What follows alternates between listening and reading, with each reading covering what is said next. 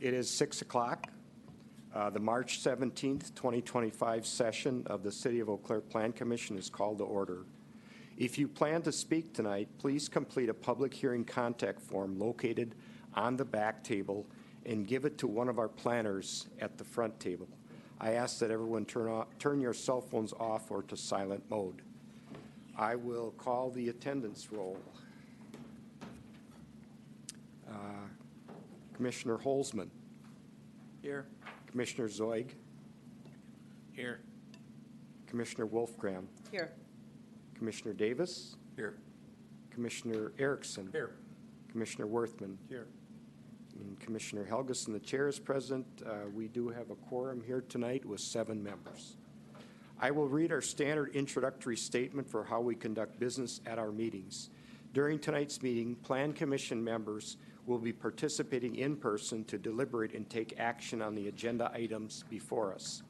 The Plan Commission attempts to conduct its public hearings in a relatively informal manner within the constraint that we must deal with the issues before us in an orderly and business-like fashion. We give the applicant an opportunity to speak first, and then others are each permitted to speak either for or against the proposal. We do request that everyone restrict their comments to the issues before us, avoid unnecessary repetition, and be prudent in the use of time. We want to be sure that we have adequate time to deal as carefully with the last items on the agenda as with the first. If you wish to view but not comment at tonight's meeting, it can be viewed through the live event link on the city's homepage under Public Notices and Meetings. This meeting is being recorded at the same location. We will now move to agenda item 3. This is the open public comment period for those items that do not appear on tonight's agenda, noted as a public hearing, or any other comments not related to an agenda item. Items number 5 and number 6 are noted as public hearings and have specific comment periods included during the discussion of those items. Item number 8 will be a discussion amongst commissioners only. Item number 4, our consent agenda, and item 7, a proposed annexation at 1917 Black Avenue, are open for public comment at this time. Is there anyone here besides the applicant for item 7 wishing to give public comment on items number 4 or number 7 or any other issues not related to tonight's agenda? If so, please come forward. Anyone that would like to speak on item number 4, number 7, or any other comments not related to an agenda item? Seeing none, we will close the public comment period and move to our consent agenda, which is item number 4. Tonight, this item is for approval of the March 3rd, 2025 Plan Commission minutes. Is there a motion to approve the consent agenda? Commissioner Worthman, or I'm sorry, Wolfgram. I'll move to approve the minutes. Thank you. Commissioner Zoig. I'll second. We have a motion, a second. Any discussion amongst the commission on the March 3rd minutes? I've got to get a pen, sorry. Seeing none, I will call the vote on the consent agenda. Commissioner Davis. Aye. Commissioner Erickson. Aye. Commissioner Holzman. Aye. Commissioner Worthman. Commissioner Wolfgram. Aye. Commissioner Zoig. Aye. And the chair votes aye. That motion passes 7-0. We will move on to our regular agenda with item number 5. And our presenter will be Mr. Petrie. Good evening, Plan Commission members and chair and members of the public. Number 5 is located on the southern part of the community. It's 300-foot buffer showing the notification map. We notify the town of Washington, and they are required to notify their neighbors along with a sign on the property. 300-foot buffer along the subject property lines. Current zoning is TR1A. This property was annexed into the city of Eau Claire from the town of Washington in March of 2023. It does get a temporary zoning, and the request this evening is to rezone it to permanent zoning. You can see on the screen the existing zoning within the city of Eau Claire. Aerial photograph showing the existing aerial. This is from 2023. And then in your packet is the documents requesting the rezoning from R1 and to R2P. That R2P is to allow for twin homes. The R1 is to allow for single family. The subdivision in front of you this evening is known as Creekside. It does note in the narrative provided by the applicant a mixture of twin homes, which are duplexes that are typically owned by two individuals with a common lot line down the middle, along with single-family homes for the R1 zoning. The request this evening is to allow for a 20-foot setback along the front of the twin homes and also approve the lot coverage of the buildings. The preliminary plat, known as Creekside as mentioned, does show 109 single-family lots, 42 twin homes, or 21 structures, and that is within the low-density standards for the comprehensive plan for the city of Eau Claire. You may notice if you were on the property in the last couple weeks, they have been cutting down the trees. Currently, the city of Eau Claire does not have a tree removal process. We are in the process of getting one, as you may know. Tree preservation has been a hot topic for not only Eau Claire, but also the Chippewa Valley. And at this time, anyone can cut down trees if you live in the town of Washington, the city of Eau Claire, or the city of Altoona, or anywhere else. So that is something we are working on, but it is not part of this review this evening. There may be numerous comments from the audience about that, but at this time, they are not removing any of the stumps or grading the site. They are just more or less harvesting the trees.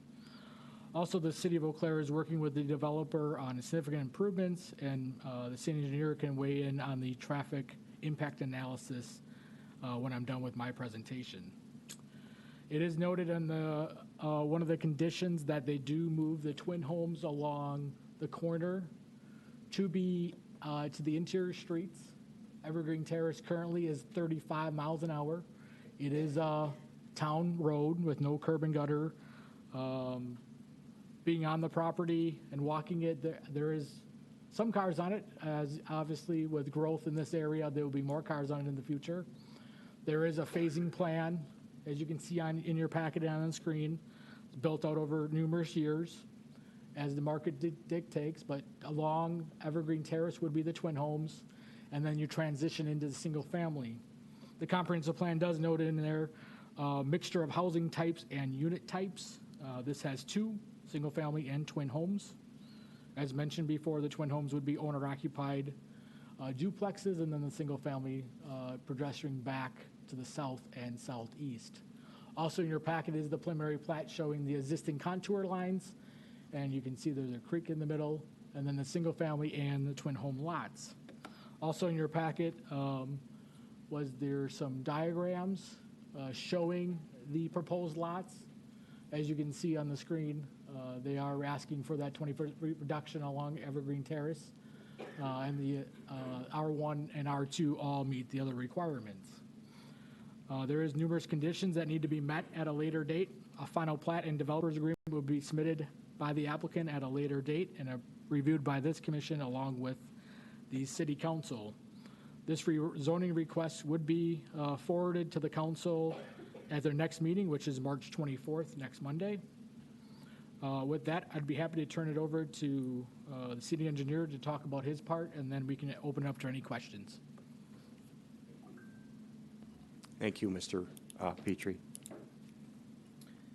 Good evening, Plan Commission members. So yeah, I'll just kind of go over a little bit of the road and traffic situation out there. So full traffic impact analysis was performed out there. Some of the biggest concerns are obviously with people getting from the city of Eau Claire out to the Creekside and Orchard Hills development. As you're aware, there's going to be a utility extension project occurring this year from the city of Eau Claire down to this development. During the course of that reconstruction and installation of utilities, South Lowe's Creek Road will be upgraded as they pave over the utility placement, and South Lowe's Creek Road will be getting expanded to two 11-foot lanes with a 5-foot paved shoulder along one side to act as a bike path with gravel shoulders and a ditch. So it'll remain a rural cross-section from basically I-94 down to Evergreen Terrace. Once you get to Evergreen Terrace, we're at the northern limits of our Creekside development, and all the roads within the Creekside development will have an urban cross-section with curb and gutter and sidewalks with a multi-use path along the north side of the one interior street that you see on the red line there on the screen.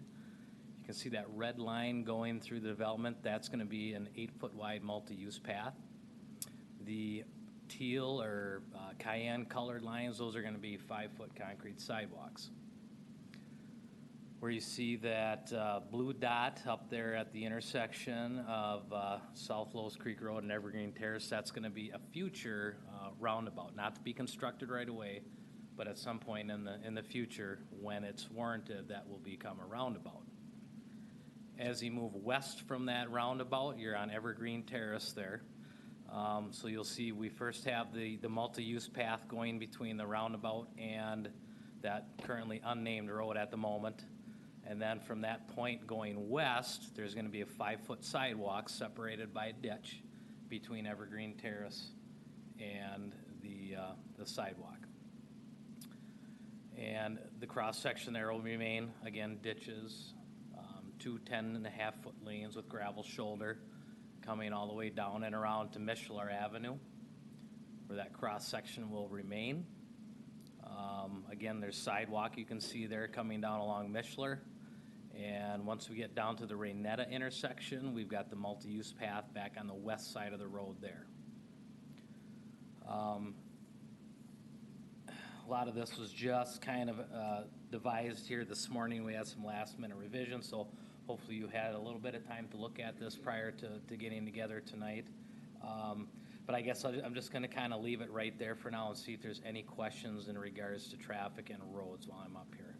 Questions for Mr. Rinka? Mr. Rinka, can you clarify from Raynetta Drive to the south end of this Phase 1, we do have a 5-foot sidewalk on the east side of Mishler all the way down on Mishler. I see we have the red path on the west side. Is it still going to be a 5-foot sidewalk on the east side of Mishler? No, it'll be just the west side will get the multi-use path. Because on the east side down there, there's no development south of Creekside. Right, so but within Creekside, Oh, within Creekside. yes. It is showing, yes, that will get a sidewalk there, yes, because Okay. those are buildable lots. So there. all the lots that front on either Evergreen Terrace or Mishler to that point will Yes. have a 5-foot pedestrian sidewalk? Correct. Okay, thank you. Any further questions? Seeing none, please go ahead. Okay. Oh, yeah, okay. I'm- Were you going to talk about the cross-section of the roadway at all? Yeah, so again, a little bit more on the cross-section there. Yeah, there we go. So this, so Evergreen Terrace and Mishler are going to have this. It's 2 10.5-foot lanes with 3-foot gravel shoulder. Then we'll have the ditches, and then, in certain sections, you're going to have a 5-foot sidewalk on the outside there along Evergreen Terrace. The cross-sections within the development, again, those will have curb and gutter and sidewalk, just like our standard urban section that we see around the city. It's just kind of these perimeter roads that are going to have this cross-section here on Evergreen and Mishler. I know the original concept was to have a 5-foot paved shoulder and 3-foot gravel shoulder, but there was no sidewalk component to it. Correct. So this is a revision, but we've now lost the 5-foot paved shoulder, and we're down with 3-foot gravel shoulder. So I have to ask the question is, how is parking, if any, going to be accommodated out here along these twin homes that completely encapsulate Evergreen Terrace and part of Mishler? What would people do if they were having an event where people needed to park on the street? Yeah, so we did speak of that earlier today. They are providing adequate parking within their driveways. I mean, any parking that would spill out onto the street, yeah, it'd be for like a birthday party or some sort of family gathering. It would be crowded out there, but we do have narrow streets within the city of Eau Claire too, where people park, and you got to kind of go around them, cross the center line, say, to get around the vehicles. But with the 3-foot gravel shoulder and 10-foot lane, yeah, it would be crowded for parking lots. I know the legal width of a vehicle is 8.5 feet in Wisconsin, so if you've got 3-foot gravel shoulder, that means you have potentially 5 to 5.5 feet of that vehicle sticking out into the travel lane. That concerns me.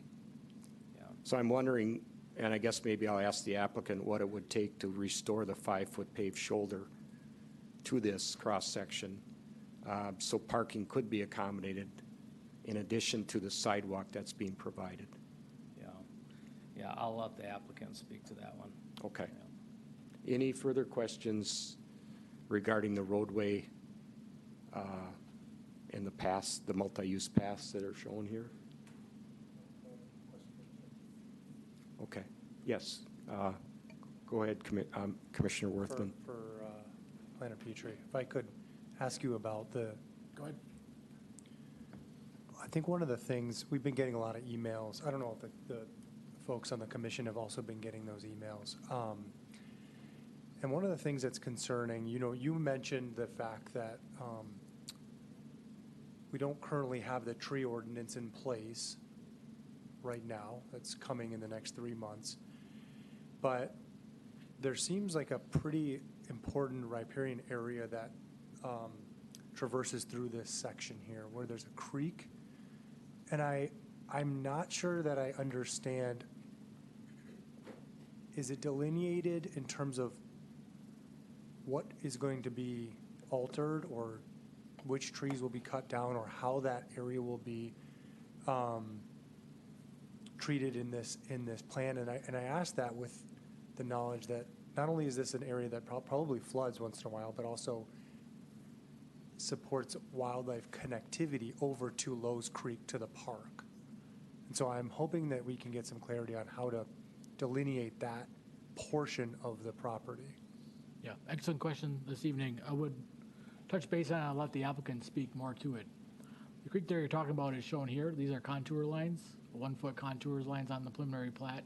You can see majority of the land is sloping throughout. This is where the creek is that you're mentioning. After visiting the site, I don't believe any of the removal of the trees have occurred there yet. You can see on the larger image here, these trees have been removed here, maybe some down here too. I don't believe, and the applicant can speak more to it, what the plans are for majority of these in this area.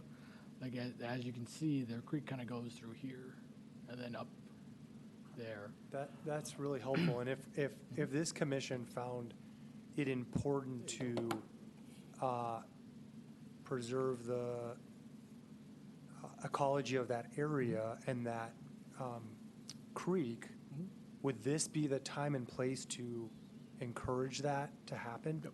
Yeah, you can add it as a condition, and the applicant can speak more towards that, but this would be the time, and then the Okay. council would be the ones to vote on it next week. Okay, thank you. You bet.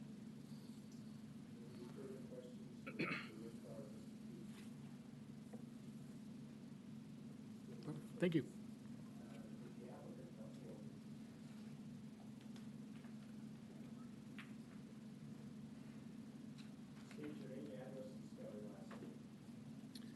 Hi, my name is Paul Holsinger. I'm one of the members of CDPG Development Group.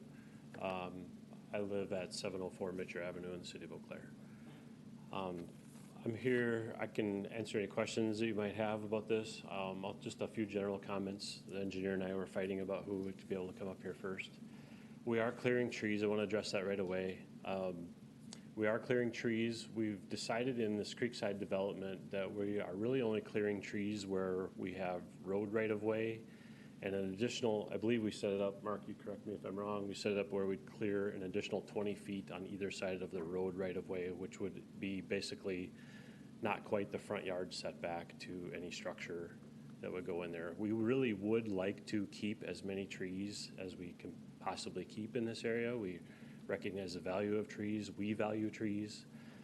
We are watching very closely what happens with the tree preservation ordinance because some of the fees that have been mentioned regarding tree replacement are concerning about, it can be a big number really fast. So we are watching that. But please know that we are wanting to save as many trees as we can. It's likely that more trees would be cleared as individual owners purchase their lots, but it would give them the opportunity as lot owners to clear what trees they want to clear on their individual properties. And it could be accommodated with their individual footprint of their home. If they build a smaller home on a larger lot, there's an opportunity to save trees. If they want to clear more trees because they don't want them there, they could do that. Also, I want to comment that we will be following the new minimum landscape design standards that are being proposed in the new Century Code update. That is approximately, right now it's proposed at 1 tree per 2,500 square feet of lot area. So on a 10,000 square foot lot, you'd have 4 trees that would be a required planting. Between Creekside and Orchard Hills, we'll likely plant somewhere in the neighborhood of 1,700 new trees minimum between these 2 projects. So it's hard to watch some trees come down, but I want you to know that we will be planting trees, and they do take time to grow, but that definitely is on our radar. We value that. A few other general comments. Ryan and Al talked about it a little bit, but we do have bike trail connectivity. We routed that purposely through the middle of Creekside subdivision as much as we could, from Orchard Hills through Creekside, rather than following around Evergreen Terrace. We routed that red line through the middle of the subdivision, thinking that if I was on a bicycle or I was on a walk with my kids or my dog, I would want to walk through past those homes rather than maybe on the more heavily traveled Evergreen Terrace as more of a busier thoroughfare there. Both will have pedestrian connectivity, so we can take either route. You can make a loop out of it. You can also follow it all the way to the county park. Also, just a quick comment on the rural cross, or the road cross section. We chose that rural cross section because we thought it fit the neighborhood better rather than typical curb and gutter there.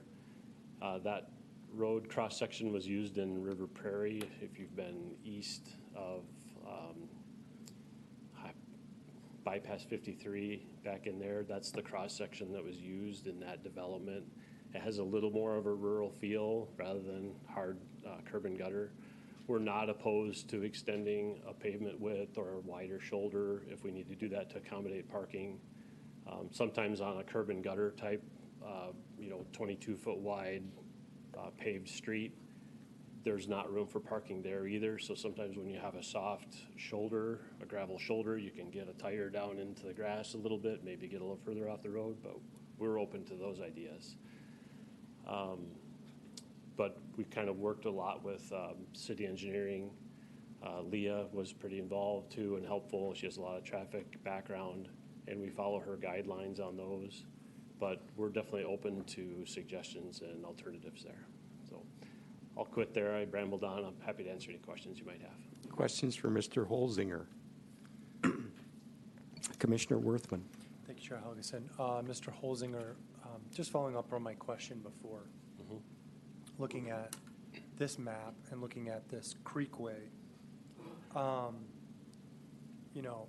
trying to understand how it is we can preserve the importance of this creek and the ecology of that creek, which includes places for birds, places for fox, and other things that probably move throughout this property. And do you foresee there's a way to do that so that not only do you increase the property value of these places, but you also preserve the environment of that space? Yeah. My daughter's been helping with this a lot. She's a freshman at Michigan Tech University, and she's studying wildlife biology and conservation ecology. So she's helping Dad quite a bit with his development. So she identified some trees and stuff for us. But first of all, that you can see the 1-foot contour lines along the creek there. That's steep slope area. We're staying away from that. As a rule, we want to protect that area, so there'll be no tree clearing in there. If I'm not mistaken, and again, my engineer can correct me, but we would typically not see any tree clearing in there at all, even after homes are developed. We'd need a special permit to do so through the city if that were ever to be done. I think we have enough depth on our lots there that we would not have a building in those areas. And again, I'm just kind of eyeballing one of those lots is like 114 feet. I think that dimension is to that, to kind of that intersection, the precipice of that steeper slope area. We'd be 20 feet into that lot with tree clearing as of right now. That leaves 94 feet to the steep slope area, and then there's another 77 feet down to the creek bottom in that location. I'm just kind of keying in on, I don't know what lot number that is, but kind of in the middle of that map, the middle of that stream. So we'd have, about 200 some feet, almost 175 feet, whatever it is there, where we would not be doing any tree clearing at all right now. And again, the landowner who purchases that lot may opt to clear more. A lot of times homes can be 50, 60 feet deep, kind of on a larger home in that area, but they still would not be into that creek bed area, and that tree, especially on the steep slope, would be preserved. Again, we value wildlife too. We want to maintain that corridor as much as we can, but we're also trying to figure out how to create lots to accommodate some housing. Thank you. Any more questions? I do have a follow-up on that 5-foot paved shoulder, so you would be accepting that if that were made a condition? If, I think that our development group is open to that for sure. Okay. I think we're just kind of trying to follow engineering, our engineer and then city engineer guidelines. So we're definitely not opposed by any means to something of that nature. Well, I happen to be sent a copy of the traffic impact analysis, and obviously if we're putting a roundabout at South Lowe's Creek and Evergreen Terrace, that means it's a substantial intersection. And based on the information I saw, and based on, I believe it's 1,100 lots that we're going to have in a full build-out at some point. Does that sound right? And 40% of the traffic was projected to come from the city down Lowe's Creek Road. So, and the majority of that's going to turn onto Evergreen. So I'm figuring there's about 4,000 vehicles a day, which is a collector street, which is a very high volume. It's not just a neighborhood street. So I just, we want traffic to flow through there. We don't want them to speed. And I understand it'll be posted at 30 miles an hour. But I just get concerned if there is going to be on-street parking that the function of the flow is going to be severely impacted. We're on board with that. I don't Okay. say one comment that came up with discussions with city was a wider street sometimes translates to higher speeds. I know that was one concern, but maybe there's some striping that can be done to maintain that 10 and a half foot wide lane width as a visual cue to slow down. And again, I understand your concerns, and I think our development group is on board with that. If you'd like to make that a condition, we would. I'd be willing to even accept an 8-foot gravel shoulder, if that's something you guys could do. That might be a question again for traffic engineering, just Okay. what's the best route? Okay. Maybe that slows the traffic down too, but still Yeah. provides a parking space. Yes. We're good with that. Okay. I have one other follow-up, and that's in regard to park space. In the initial submittal, it said that you weren't going to provide any park space in Creekside because Lowe's Creek County Park was so close by. Well, I don't think we want to encourage children from this neighborhood to have to cross Lowe's Creek Road to get to the county park, which, by the way, has no playground facilities at all. It's primarily a park that has trails. There's a shelter pavilion and a restroom. So I've been told now that perhaps there would be a park accommodated, but on the west side of Mishler in the green, which is a long way and probably a long time away from seeing that park actually get built. So I'm going to ask you again if you can find a spot within Creekside in the smaller, denser area where you'll get more families, whether you can find a spot for a neighborhood, I call it a playground. I'm not asking for an ice skating rink or a ball field, simply a playground area somewhere within Creekside. That could be built in 5 years when Creekside is projected to be built out. I think we'd look at it again. I'll be honest, we did look at it initially in that center triangle that has 7 lots in there. We originally considered a small park in there. It was about an acre in there. And we also considered that there's an outlot 1 on the very east side of this proposal too. We considered that location for a small playground, but that'll be largely stormwater management and some lowland areas, so it's not a place where we want playground equipment. We did look at Orchard Hills and thought that that was fairly close. I'm just thinking about like where I live in the city, or a few blocks to Mitchell Park, or maybe 6 or 8 blocks to Mans Elementary School, that kind of thing. We felt like this was similar in the routing and then the bike path and such that would go to Orchard Hills. So I won't say no. I'm not the only decision maker in my group, but I think that we would entertain it if all the Plan Commission members have a strong opinion that we should have another playground there. And then there has been some talk among like city staff and folks about how to maintain those parks and what to do with it and what should they be. So we do try to follow planning guidelines and listen to what their feedback, and it's not just us, designing this. It's a team effort, and we try to take that seriously too. So we're trying to balance all of those things.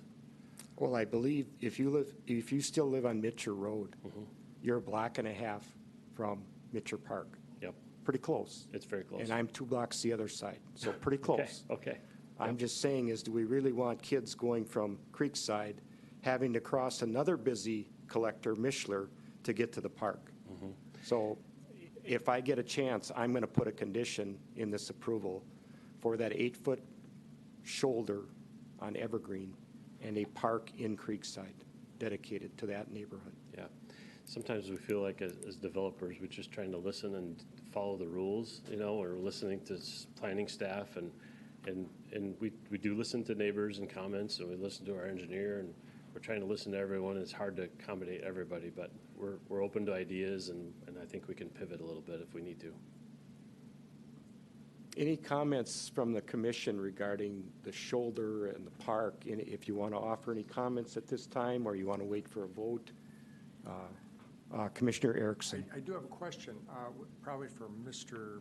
Petrie, perhaps, or for the engineer. And the question is, on which side of Lowe's Creek Road would the bike path be, or the recreation trail?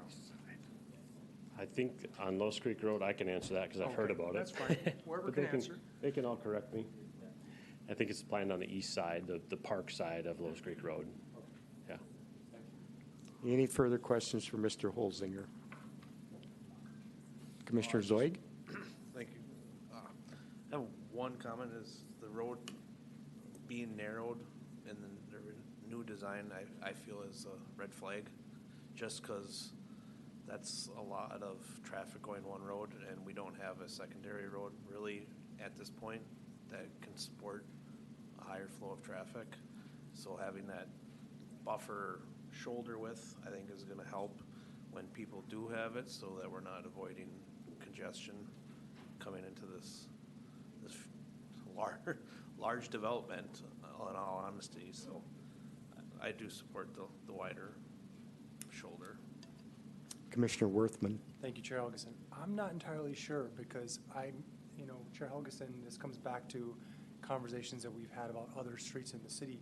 Sometimes it makes sense for drivers to feel like they have to slow down because there's things that are along the side of the road that make them slow down. So I'm a little torn about, that's one thing we see on Barstow.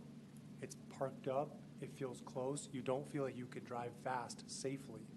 So I'm a little unsure about whether it makes sense to create a very wide road. I think my bigger issue is, are people gonna, if they have to go to the playground or something else, are they gonna have safe walking to and from that area, and is there safe walking along that road? So that's just my comment. I'm not a traffic engineer to know, but I would hate to have a situation where we have on some of our other streets in our community, like Birch Street, where all of a sudden a posted 30-mile-an-hour road becomes a 37, 38, sometimes 40-mile-an-hour.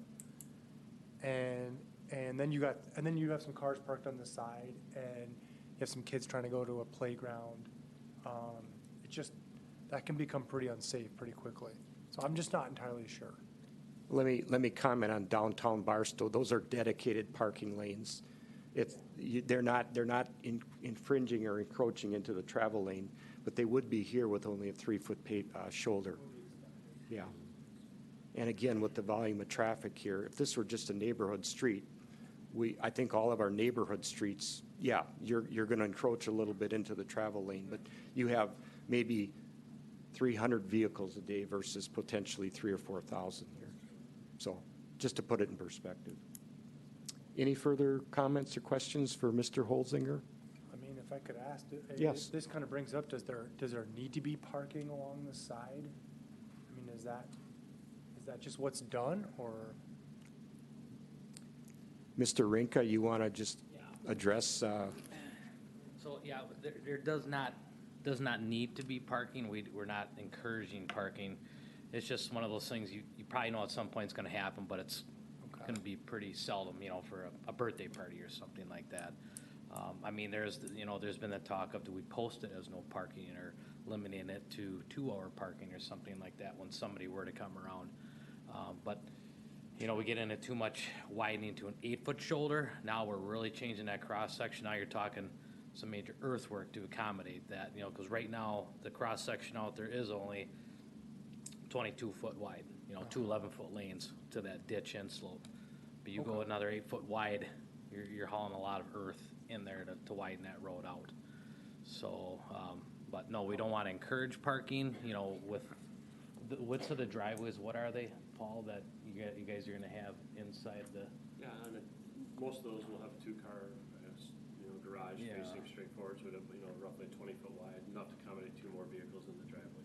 Yeah. Could I ask, how does it work on Lowe's Creek Road if someone is having a party at their house? Are people allowed to park on the side of that? Yeah, they're allowed to, yes. Okay. Thanks. So, in your opinion, Mr. Rinka, how wide could this gravel shoulder go before, looking at the impact of the roadway versus trying to provide some accommodation for Yeah, I parking? mean, what's the objective? Do we want to completely have that car completely off of the traveled pathway? Or are we okay with maybe, half of the car, on that roadway? So, I mean, if you widen that gravel shoulder from 3 to maybe 6 foot, that would be far less for a car to get around, if you were to meet an oncoming car in the other lane. Okay, thank you.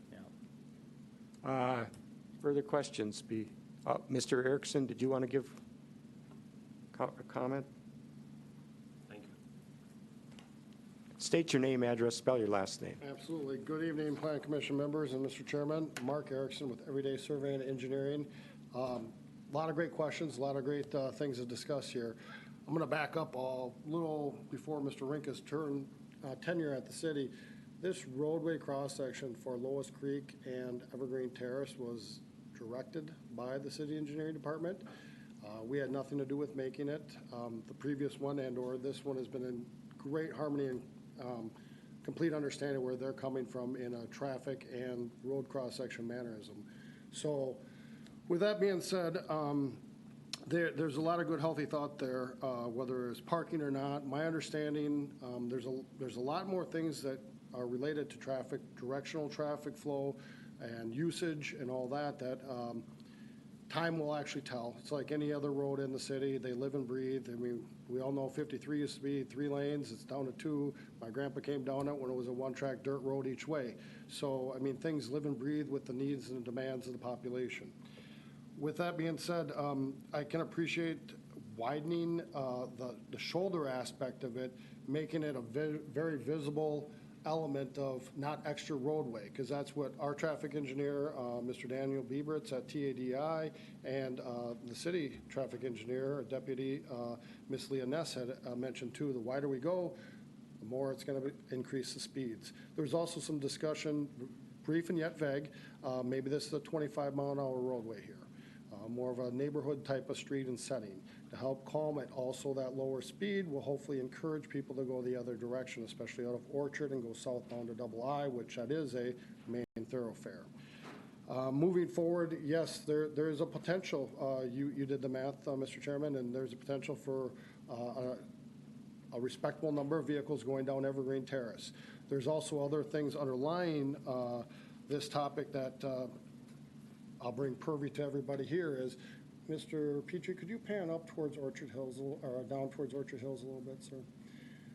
There are other traffic directional things that have been discussed, such that along Orchard Hills right now, we have 3 intersections that intercept with Mitchler Way, or Mitchler Road there.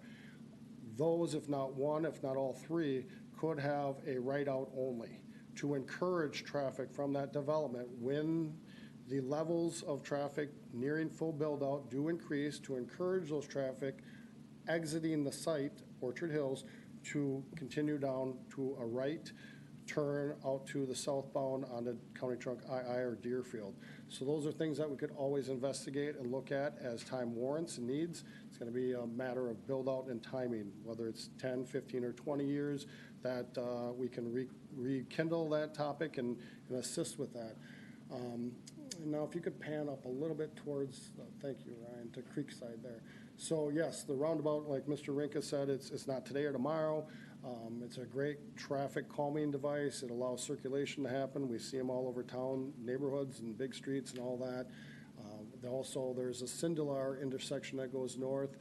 My understanding, Mr. Rinka and his engineering team are beginning, if not getting into discussions with the town of Washington of how to lessen the impacts of the existing neighbors to that north. One of the proposals that was brought forth way back in the plat being on the county level was to, again, put a pork chop from the southbound, the traffic coming north to southbound onto Evergreen to not allow the traffic going in Evergreen easterly to make a left turn into Cinderlair to shortcut. So there's a lot of options out there. Cul-de-sac has been talked about, other traffic devices, medians and or pork chops, if you will, that really direct traffic flow can all be implemented at a date warranted by the number of vehicles as projected and or real-time usage.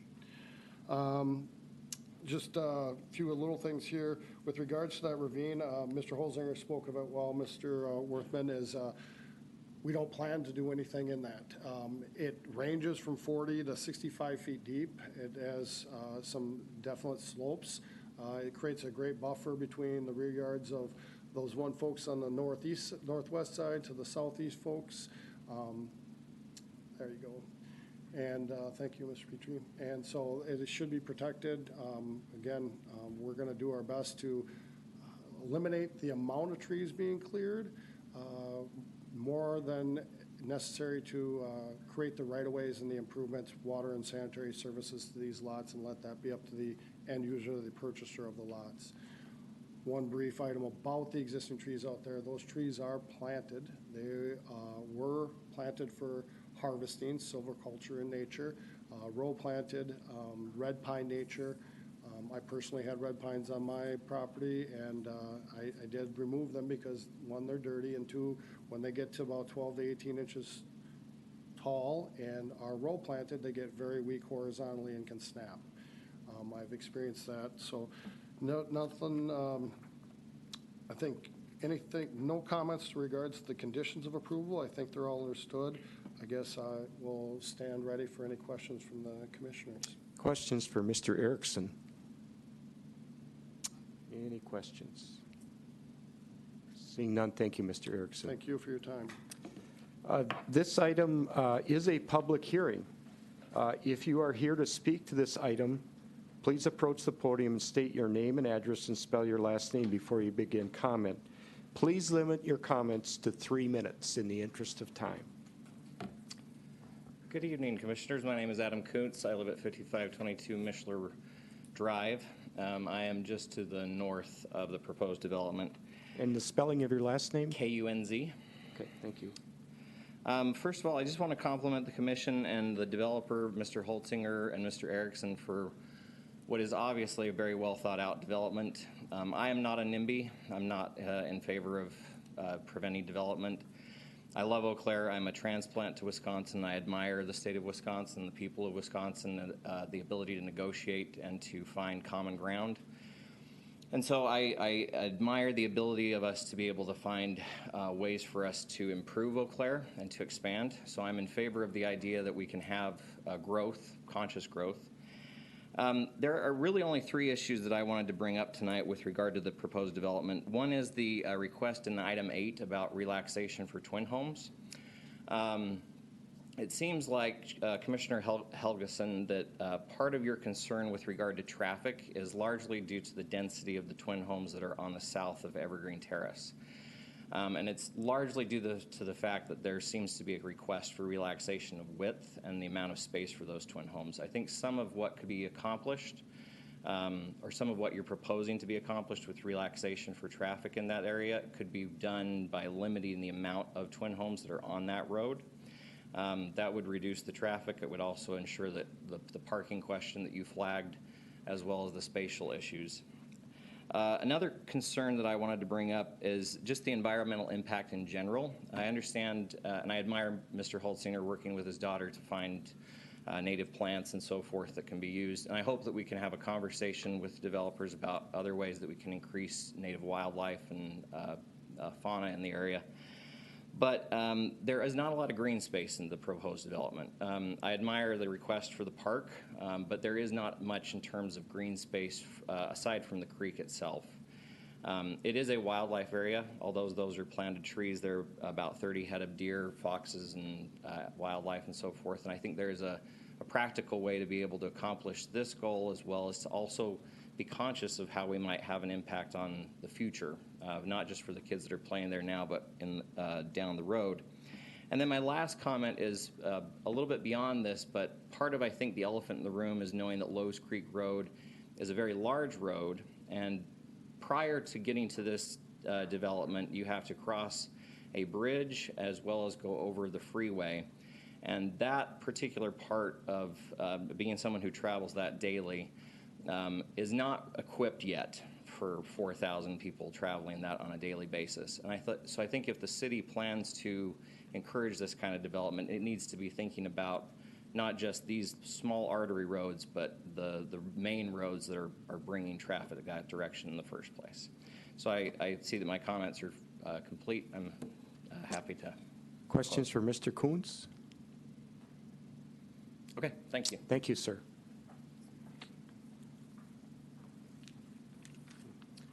Please state your name, address, and spell your last name. Cliff Albertson, Albertson, 5508 Mishler Drive.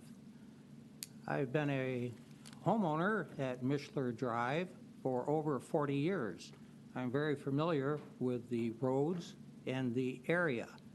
And I, on June 17th of 2001, testified at the Eau Claire County Road about Mishler Road and Double I. It's a very dangerous location. Nothing's been done about that. They all agreed it was a very dangerous location. And I don't see anything here, even mentioned it, except maybe you can go out on Double I and turn right or something. But that is awful. Now, the previous speaker talked on the other end, the bridge over Lowe's Creek, just north of I-94. The sun doesn't get on that S curve, and you go into that, and we have bicyclists, we have walkers, and we have runners, and somebody's going to get killed there.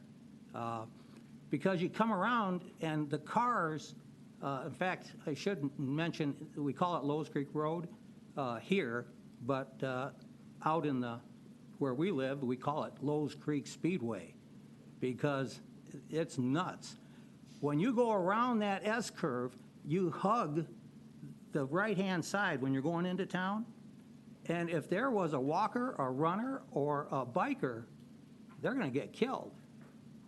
That has to be looked at. I think that's the city property. I know that you moved out there. And then I think now Lowe's Creek Road is probably a city road, but double I. But if you go back to that June 17th, 2001, I testified at that meeting, and I know the town of Washington, when their employees come to that hill to stop, they are instructed to wait, I can't remember, it's 5 or 10 seconds, just to see if anybody's coming up that hill.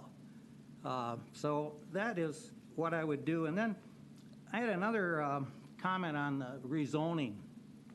When I moved here, the area you're talking about was designated to become part of Lowe's Creek Park. So I think rezoning is a great idea, and you ought to rezone it Lowe's Creek Park.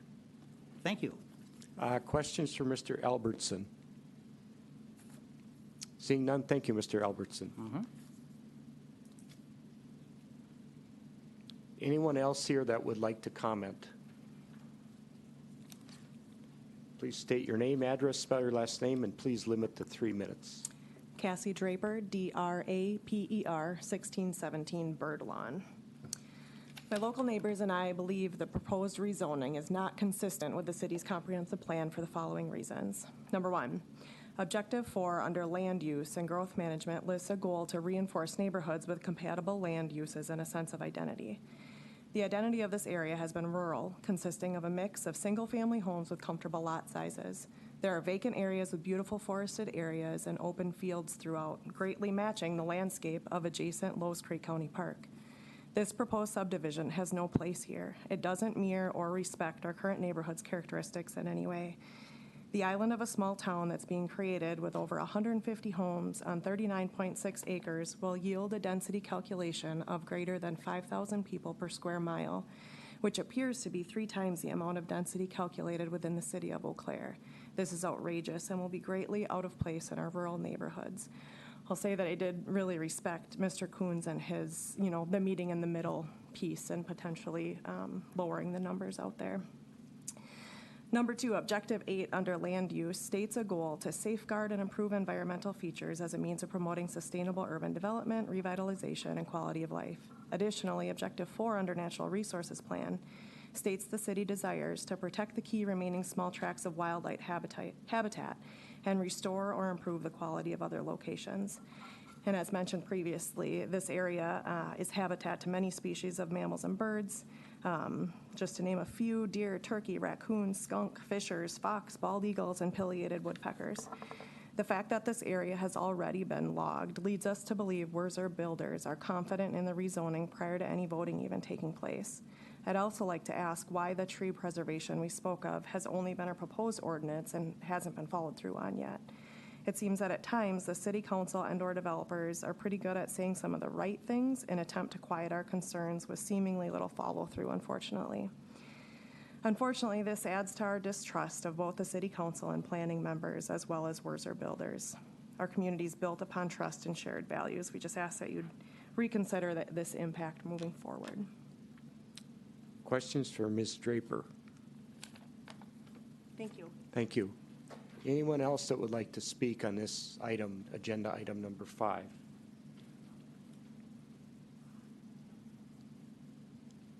Please state your name, address, and spell your last name. If it doesn't count against my time, I'll point out that we bought that corner in the top left section because our house is above that. We bought that so the development wouldn't happen. Yeah, our house is at the corner right up there. My name is Glenn Reynolds, 5535 Mishler Road.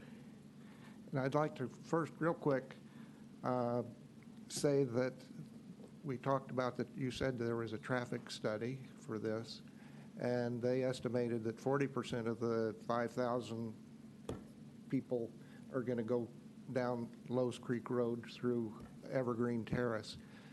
If it was the same company that claimed to be the best in the state, They estimated a much lower number than that, and the town of Washington said it was much higher, and it was much higher than 40% of the cars. That's the natural flow. Number two, we talked about the creek and trees. I worry about the fertilizer that's coming from those lawns that are going to run down that slope, down the creek. Those lot lines go to where the slope starts. And so above that, it's beyond that, it's going to be above, and that fertilizer is going to go right into that creek and down into Lowe's Creek. With that preface, I remind you of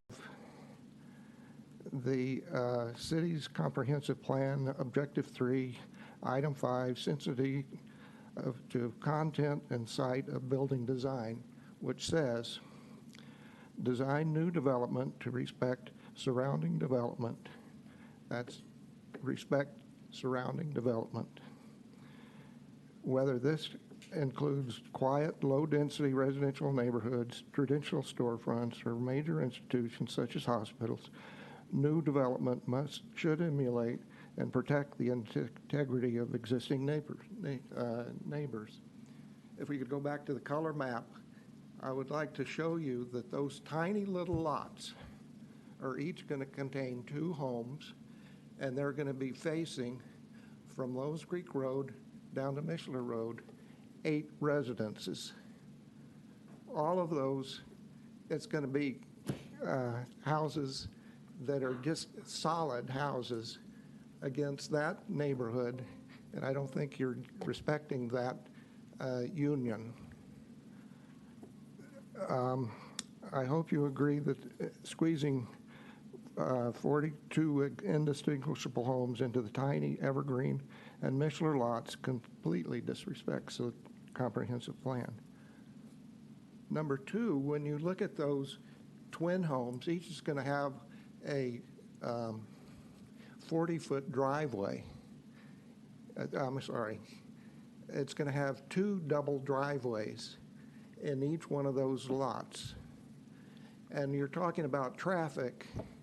You've got all of those people going to work at 7:45 in the morning. They're going to be backing out into Evergreen Terrace, and we wonder what's going to happen. It is unbelievable. There's no talk about doing anything for the intersection of Sindelar. So those people are going to continue going downhill. They're going to come down to Sindelar. They're going to cut through that neighborhood as everybody does right now. They're coming south on Mishler Road. They turn right on Evergreen. They go south on Sindelar through that neighborhood. They don't go to Mishler because that's an extra half a mile. So I think that this rezoning is poorly thought out because, number one, I don't know, maybe the comprehensive plan doesn't mean anything, but it says not to do this. That is really disrespecting us as neighborhoods. And I want to compliment Mr. Holzinger. He's told us in all these discussions over the years, he's going to be proud of whatever happens here. And I didn't realize that what was going to make him proud was to be able to squeeze the maximum number of profit-making lots into this smaller acreage so that 5,000 people can be his customers. And I'm really sorry to know that. He seems well-meaning, but I don't think that this is showing that he is.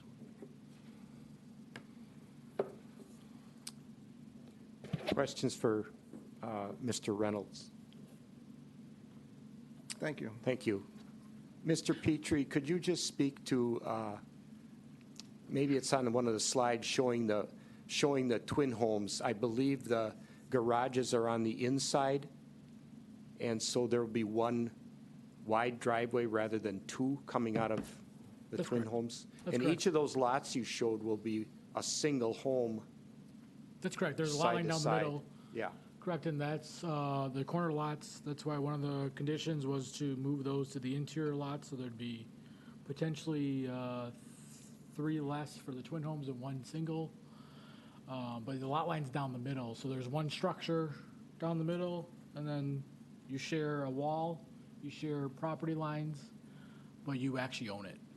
So the driveways will be slightly wider, but there'll be fewer driveways than if the garages were on the outside, correct? I'd also like to comment on Mr. Albertson. I believe Double I and Mishler will also, at some point in the future, receive a roundabout improvement. Potentially. Yep, potentially. Okay, thank you. Can I ask a question? Yes, Commissioner Worthman. Thank you, Chair Helgeson. Off of that line of questioning, could I ask why, and this goes back to Mr. Reynolds' comment as well, but why is it that the twin homes and the higher density is placed in the area that it is versus somewhere else in this proposal? Is there a reason, or is it just kind of? I would have to defer that to the applicant. Okay. I'm not sure on that one. I'll wait for that question Okay. toward the end Yeah, of no the problem. public comment. Yep. Anyone else here would like to comment that has not commented? I'd like to get everybody in that, and sir, you're welcome to. correct what you said before we're done. Okay, sure. Please state your name, address, spell your last name. Jessica Murphy, M-U-R-P-H-Y, 1620 Birdlawn Road. I just want to know, have any of you even walked out in this property at all? Have you walked around it to see the neighborhoods? Because Cassie commented on it, what it looks like, what they're trying to put in here is a concrete jungle. It's not conducive to what the neighborhood is. You want progress? Make it about single-family homes with acreage that people can purchase. And that's what the county wants. Orchard Hills was another slip-on underneath, and people were not happy about it. They knew they were going to get pushed back from that, and then they underhandedly went and did this. Paul said that they want to follow all the guidelines, yet they want you to reduce zoning requirements, which are put in place to prevent overdevelopment, which is exactly what this proposed development is. And the fact that they say they want to keep the trees, yet they're butchering them before it's even been proposed and accepted by you. That's not trying to keep the trees. If you walk out to this neighborhood, your concern is parking with the whole homes on Evergreen. And if one of these twin homes has a party and Evergreen does, there's no parking. It's not conducive. Just please walk around out there and see what we're trying to tell you. Again, we're not opposed to progress. They said they're going to plant 1,700 new trees. What percent is 1,700 of how many trees that they'll end up taking out of there but when they're finished? They're trying to accommodate housing. Do we need housing? We have so many developments right now that are sitting empty in Eau Claire and Altuda. You can't, your development over by Folsom, you can't sell those homes. People aren't buying them. There's not inefficient housing. And I just wish that everybody, let's not have it be about money and have it be about progress. And you said not to encourage children to use Lewis Creek Park. They're that close to the park and you want to encourage them not to cross, to go to the park? Because that says something about the density of traffic you're putting out there. Yet, they still have to cross to get to the bike path that they claim is going to save everything and make it safer out there. Those are two things that don't make sense together.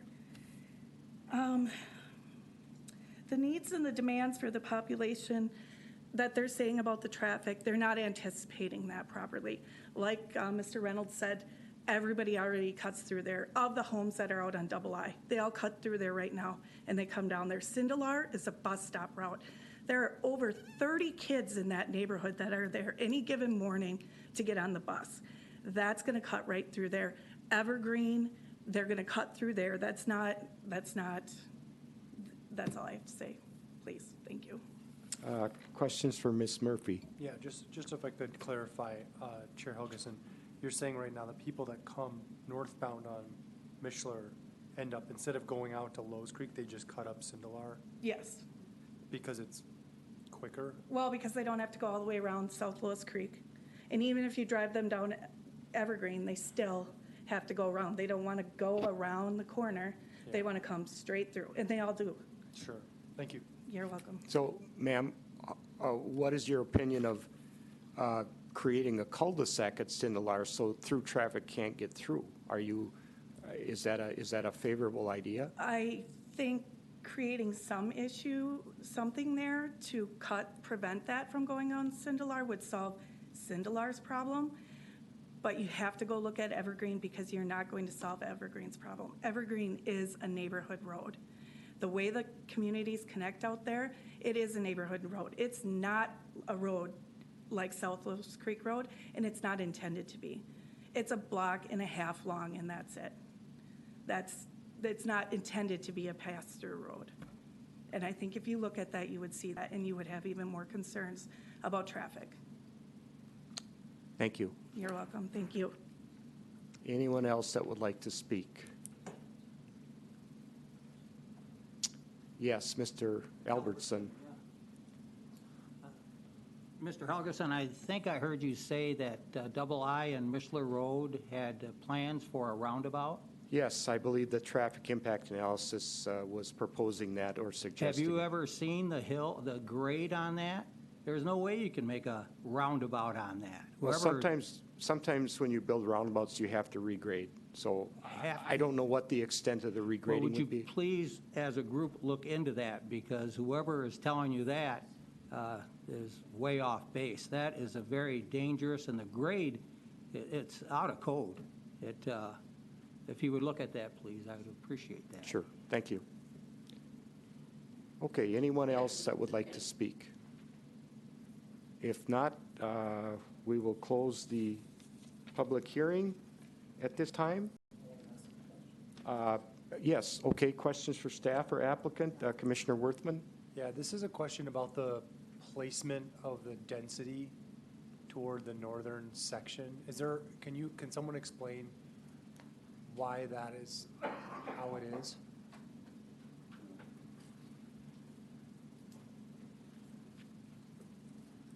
The engineer and I were arm wrestling about who got to answer that question again.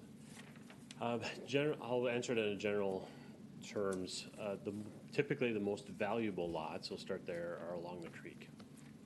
They bring the highest price point and generally warrant the larger homes because there's a desire to live next to the creek. And so those typically are progression as it moves away from the most desirable land feature in the developable area, generally gets more affordable as you get away from that higher value location. Also, a slightly busier road warrants a lower price point on a lot. And so twin homes generally are a lower price point than a single family home. And for those two reasons combined, the twin homes end up in the less desirable geographic location and the busier location. And I think we see that in our other areas of the city as well. I can think of Hamilton Avenue, east of Business or Bypass 53, where that butts up to old, township properties. There's 1 acre lots across the street from a large number of twin homes right across the street. Those have been there for 20 plus years now, and they coexist very well, and it's part of the city now, but that's how things grow. But to more directly answer your question, that's how we arrived at the twin homes in that location. It's a busier location, it's less valuable land, and therefore it keeps the price point lower so that people who are in that price point of affordability for their home can afford that home in that location. Thanks.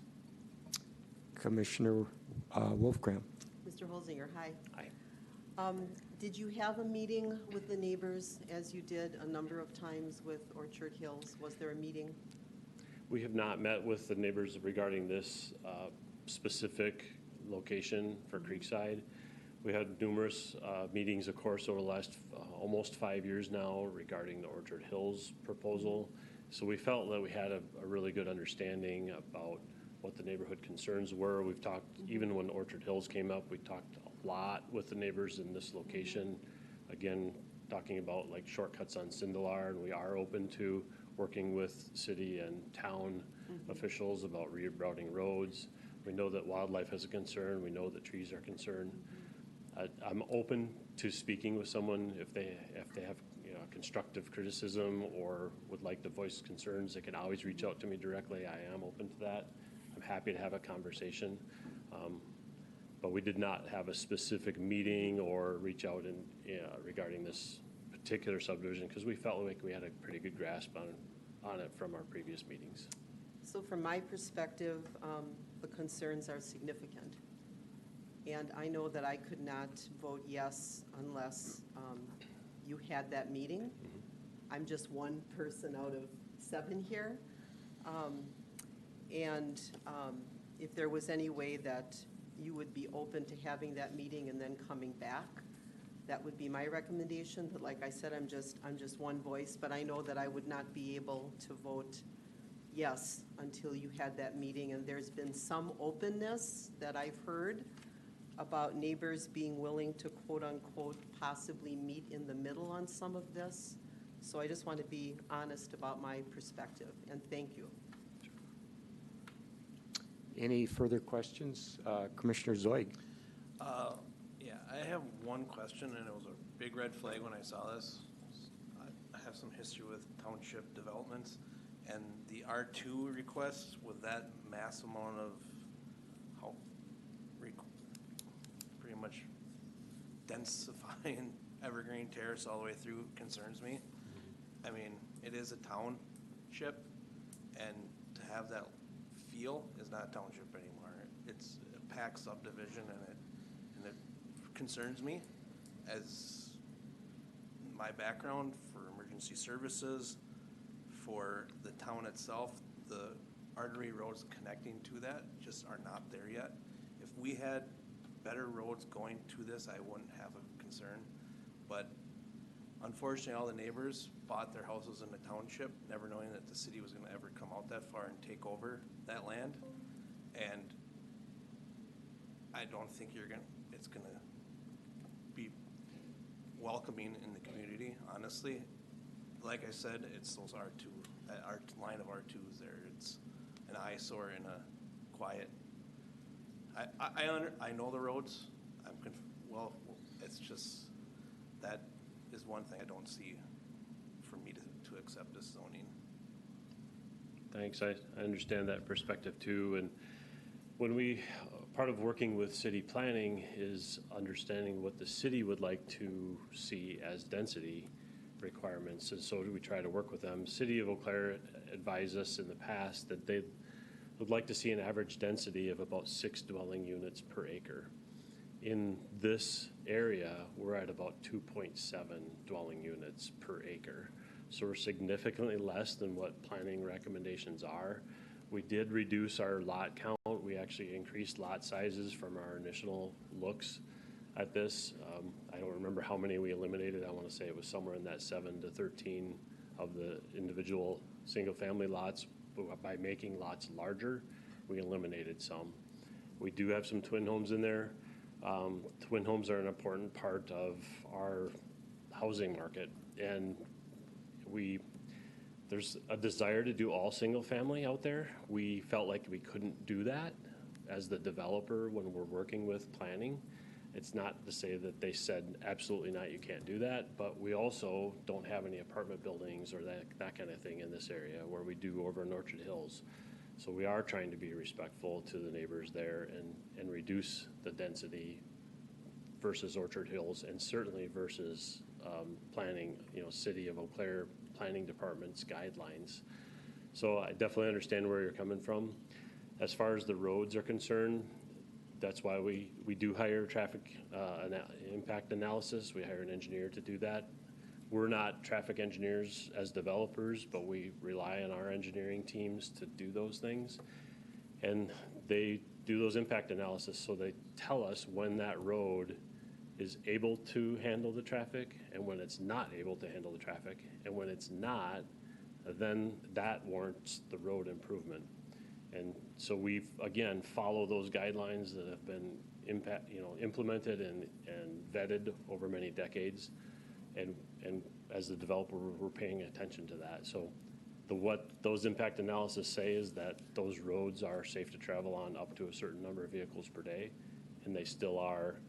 Now, a lot of those will get resurfaced as we, bring water and city utilities out there.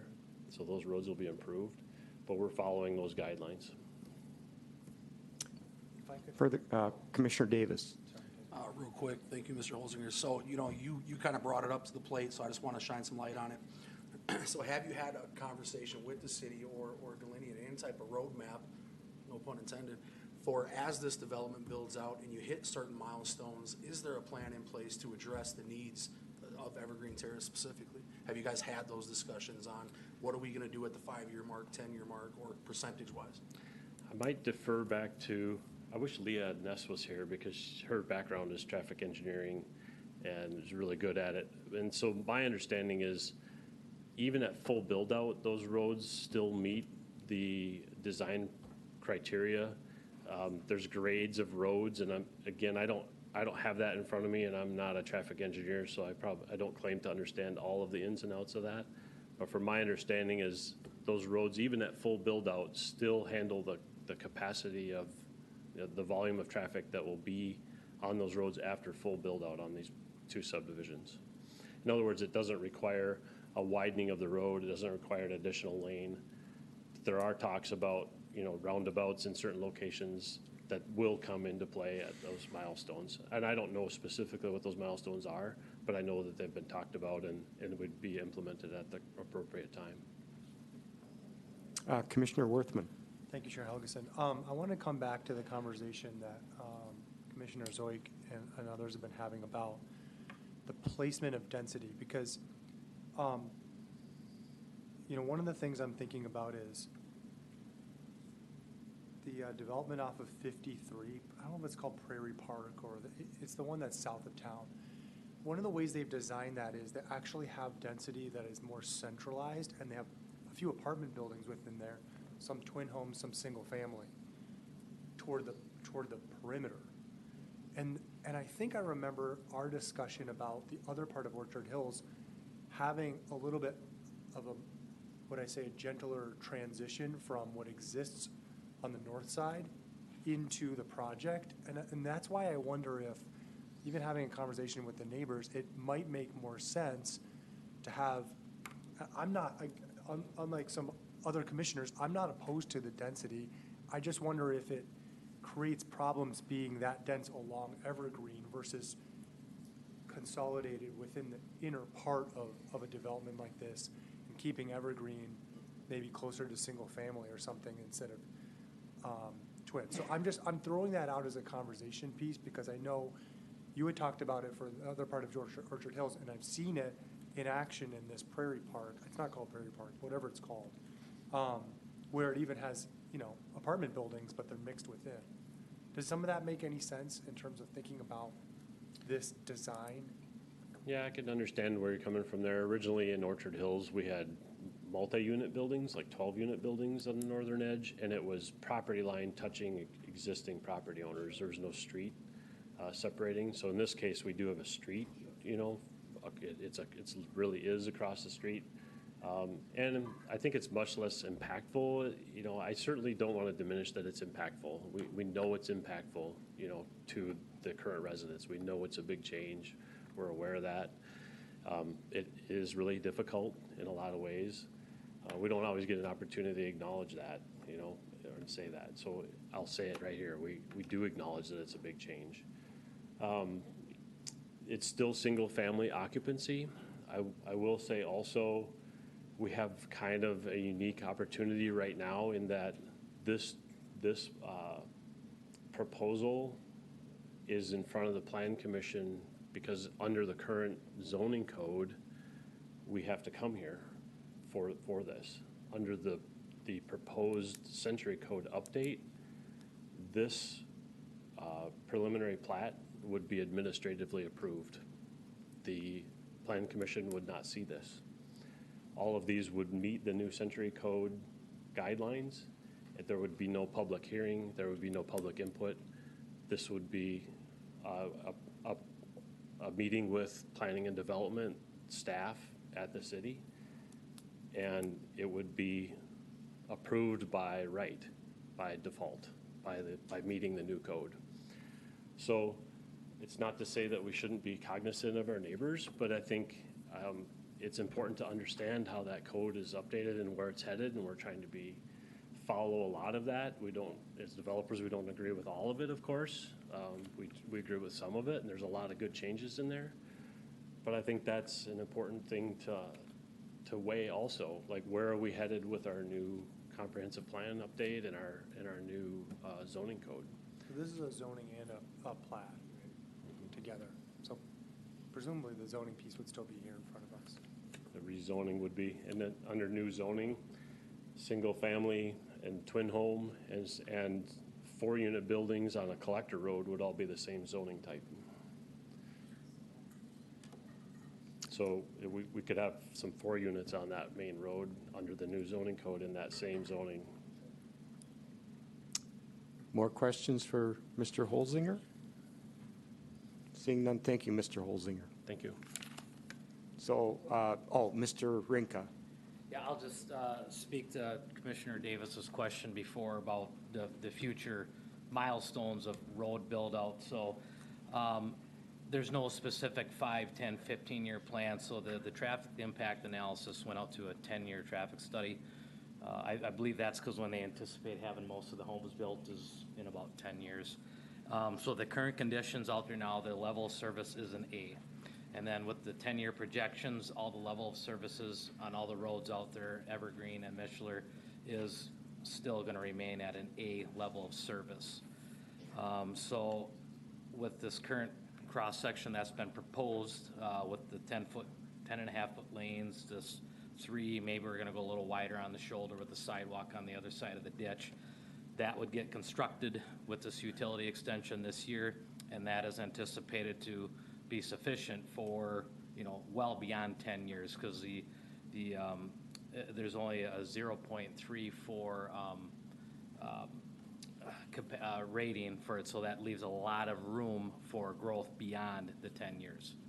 So, Thank you, appreciate it. Mr. Erickson, did you want to address this again? I apologize, Commissioners. Mr. Rinka pretty much stole my thunder there, so I apologize. I came forward to say that with regards to Mr. Davis's question, and so eloquently addressed by Mr. Rinka, is there are no monuments yet, as in when different traffic things could be implemented. Definitely can be warranted as both developments start to go further with platting processes. Right now, as we all know, Orchard Hills has phase 1 of maybe 5 or 10 phases to be platted, that those items could be discussed as traffic levels do increase, reduction of speed limits. I agree with Commission Chair Mr. Helgeson.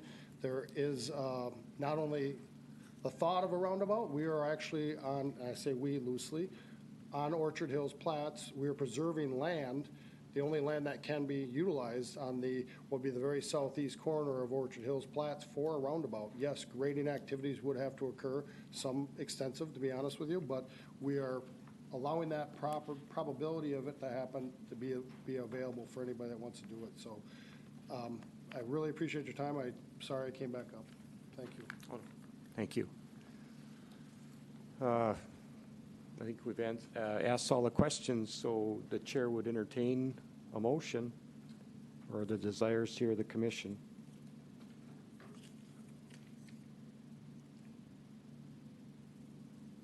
I have one more question for Mr. Okay. Erickson. I'm Sure. sorry, Mr. Sure. Erickson, getting his steps in tonight. In respect to Chair Helgeson's comment, with looking at some possible alternates with the road width and maybe some changes to the shouldering, Mr. Petrie, can you bring that cross-section back up? Mr. Erickson, can you talk about, any grading challenges? I mean, obviously, we have ditching, which is definitely, taking on some of that responsibility, the stormwater management. What are challenges you would see by widening that out or adding gravel shoulder from a contractor standpoint, but also engineering standpoint of achieving what you need to in stormwater management terms? Excellent question, Mr. Davis. Thank you. So let's duly note, is there a point, I guess that doesn't matter because you folks couldn't see me pointing. Thank you, Ryan.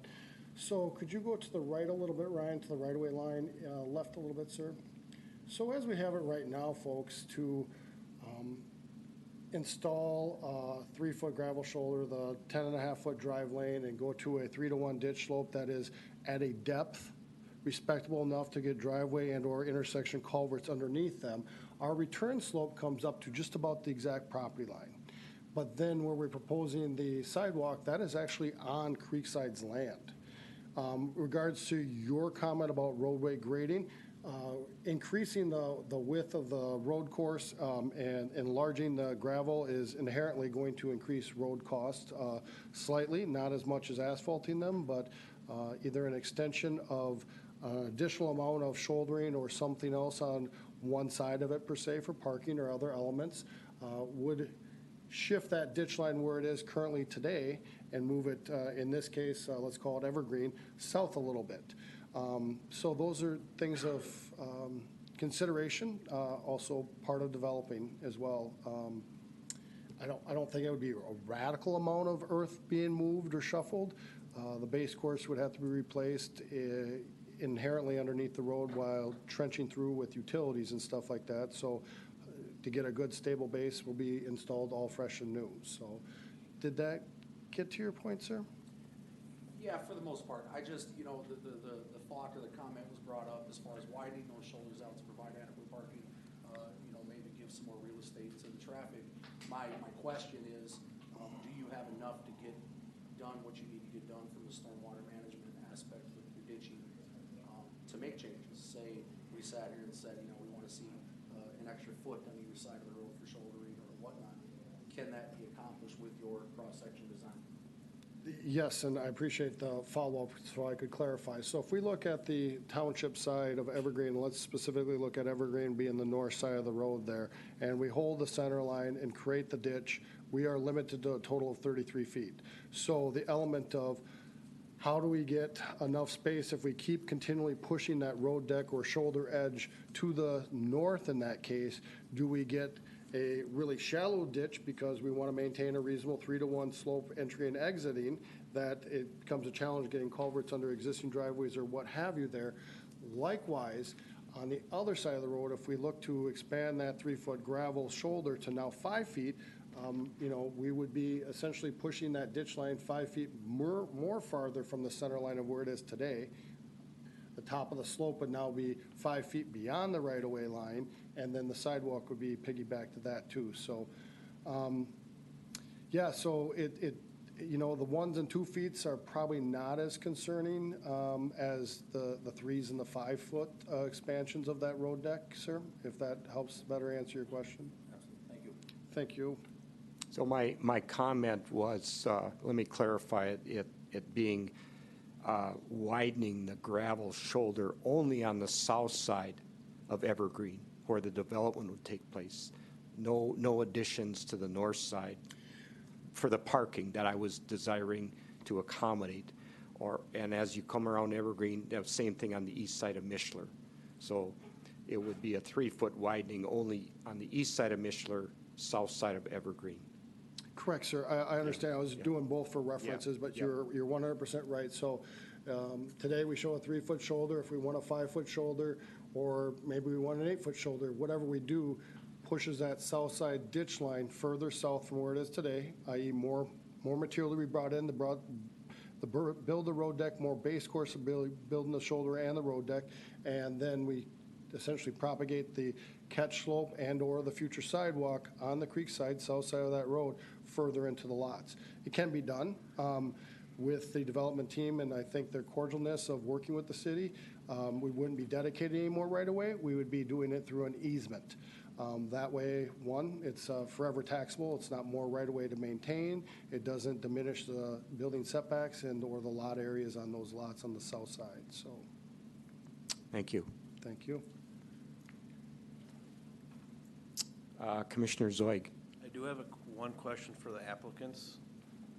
If they want to somewhat clarify as well as a request if it's possible, because I feel, this is gonna happen at some point. Is it possible to move those twin homes between Sindelar and Lowe's Creek and transition them towards where they butt up against the new construction of Orchard Hills, so that you have more of a centered R2 in that area, and then, so the transition from single homes is less prevalent, and people are, the neighboring communities just see single homes, so they're not really seeing the twin homes when they watch development go across their street, so that, you know, down where 55, 64 lots in that area, where, you know, everyone's used to exactly what they see because it's all been built right in front of them. Right. And you're not having people who have lived for 20 years in their place see a massive amount of twin homes across the street. Right, so your request is between Sindelar and Lowe's Creek Road. Is it possible to transition those down suddenly into that? It's always possible. We'd want to look I mean, at it and If that was the case, I'd be 100% on board with what you would be asking there. So that's just what I asked, if it's possible, as developers, to look at that. I'll definitely run it up flagpole with the team. I'm one of the No, four that's fine. decision It's just makers, a- but it's just so a- I can't say yes or no today, thing but there. it's something we would look at for sure. Thank you. Yep, thank you. May I just slightly? Yeah. Great question, sir. Geometric problem with that is the twin homes usually have a smaller footprint, call it front to back. Therefore, these lots along Evergreen are created to house twin homes. And the adjustment, if would be accommodating a single-family home that would potentially make a smaller single-family home. I'm not saying it can't be done, but most single-family homes usually have generally a little bit deeper lot. So it's something that, like Mr. Holzinger said, we can look at it. This is the plat in front of us, but it was done, once again, echoing Mr. Holzinger and the team of Eau Claire here with how development migrates out and diversifies from the creekside lots being the largest, and as we migrate north and northwesterly, the sizes and the statures of those lots change. So. Okay, because I was just looking, and they all look the same as the ones that on the backside. They're pretty That's why I similar, was so yes. not towards the creek. The creek, because I understand that whole situation. So just on the roadside there, where Mishler Road is and Renetta Drive in that area. Thank you. Is there a motion by anyone on the commission? Commissioner Wolfgram. So I'll move for the purpose of discussion. I'll second for the purpose of discussion. We have a motion and a second for approval. Any discussion from the Plan Commission? Commissioner Wolfgram. So I'd like to make a motion that Mr. Holtzinger and CDPG developers meet with the neighbors, get the contact information before they leave this evening, and then bring this back, hopefully at our April 14th meeting. I come from the perspective, and it's not shared by everyone, I realize that, is that the city, neighbors, and developers are partners for conscious development, and it's been acknowledged, I think, by everyone that this is going to have a serious impact on the surrounding neighbors. So that is my motion. That's your comment, right? The motion's been made. So I'm making another motion. Oh, another motion. Before the vote on the final motion. Okay. Is there a second to her second motion requiring the meeting and, With the neighbors and a postponement until our April 14th meeting to bring it back with the results of that neighborhood meeting on April 14th. is there a second? I'll second it. Seconded by Commissioner Zoik. Any discussion on the second motion to postpone and require a meeting with the neighbors? Any discussion from the plan commissioners?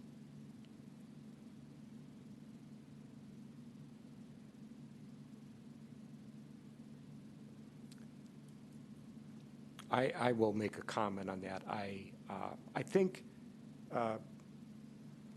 we need to realize that sometimes people are getting into the issue late. We've been working on this development for a long time, and sometimes people come in late. We've already annexed the land. There's been a settlement agreement with the township. We expect that there is going to be some level of development here. I think there are reasonable arguments as far as density goes here and things like that. But I think there's also the understanding that this is going to develop, and some trees will have to be taken down, and there are things that are inherent with developments. So I'm not going to support the second motion to require a meeting and postpone. I will vote no on that. But I may vote differently on the first motion. So I'll just offer that up. Anyone else like to comment? Just for clarity, this is it's a motion to postpone. That's the motion. But it includes a request for a meeting, but that's not really a motion that you can, well, it's included in the same motion to postpone, I assume. It's not two separate things. Oh, no, it's one.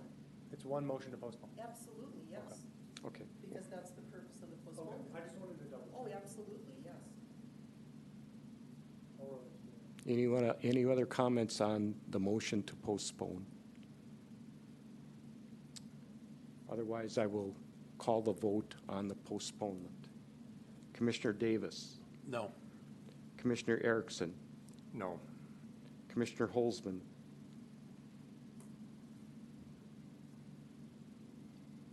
Yes. Commissioner Worthman? No. Commissioner Wolfgram? Yes. Commissioner Zoig? Yes. And Commissioner Helgeson votes no. That motion fails by a vote of 3 positive, 4 negative. So now we go back to the initial motion to approve. We had a motion and a second to approve what's been brought before us. Unless someone would like to make an amendment or anything else, is there any further discussion on the main motion? Commissioner Wolfgram. Chair Helgeson, can you update the conditions, please? The conditions were listed by Mr. Petrie.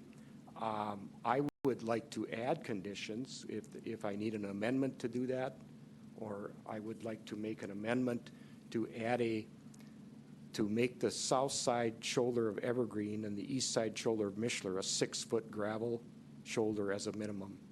And I also like to add a condition that a neighborhood playground be placed within the Creekside development.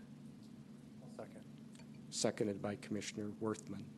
So the main motion is the approval of the rezoning and the plat with Mr. Petrie's conditions listed in the packet and with the additional amendment that was just motioned in.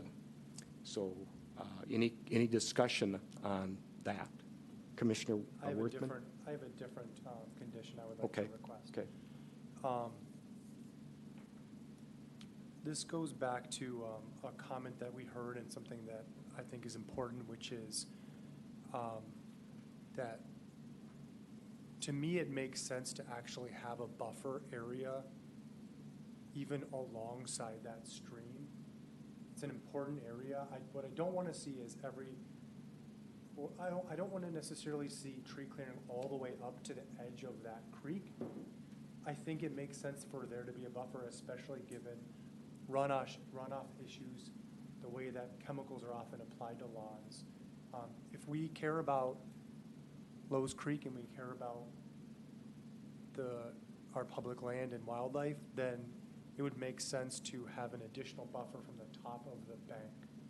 I don't know the amount that's feasible, So I don't have a specific number, but I would request staff to take a look at what is possible to further protect back from the edge of the riparian area.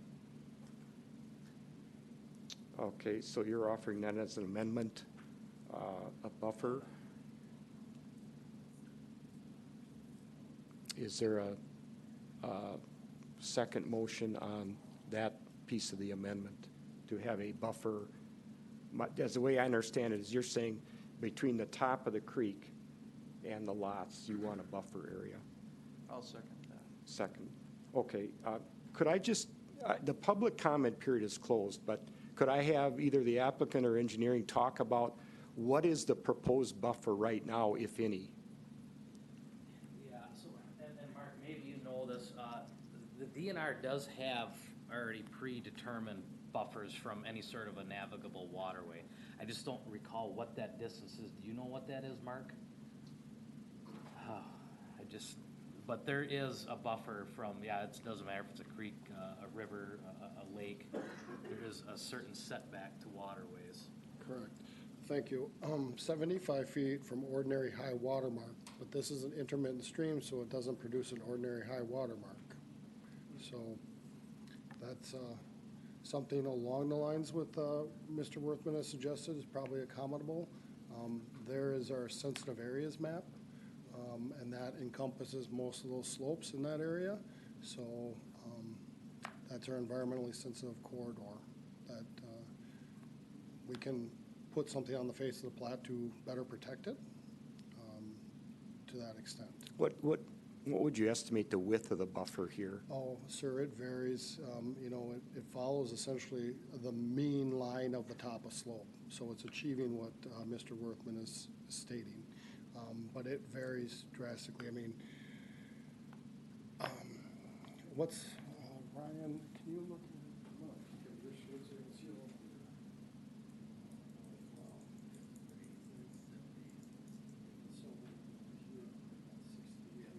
So it's going to vary probably at its lowest, smallest, narrowest spot. I'm going to fairly say around 100 feet from top of slope, but then as it gets wider, it could be as wide as almost 200. So it is offering a pretty large area of protection. And that's what you're indicating on this drawing here? That is correct, sir. Does that, Commissioner Worthman, does that seem to satisfy the type of buffer that you'd like? Is that area of sensitive concern, is that just from the top of the bank, or does that go into the? I believe it is mapped as call it the mean, because the bank does zig and zag, so there is probably spots where we're outside the top of bank by 10, 12 feet, and there might be spots where we're inside it by 5, 10 feet, I see. So it's, because every time we have essentially a jig and a jog on that line, that is a monumented iron. Well, and that's, I guess, to my point, which is how do we preserve some some of the trees that even go up onto the top of the bank to create a buffer? Can that be something that you work with our engineering staff to try to accomplish? I believe that would be something that we could work with engineering and city staff on. Yes, we could definitely work on that. This area is phase 2, once again, so we'll see a final plat sometime down the road on this, and at that time, we'll all have had healthy, good discussions about said topic. So. Thank you. Commissioner Erickson? Yeah, I believe the DNR requirement is no development within 75 feet of the normal high water mark. You'd actually have to have some of the floodplain maps to be able to determine where the normal high water mark of this little creek is. It does not prevent tree cutting in that area. Up to 30% of frontage can be clear cut.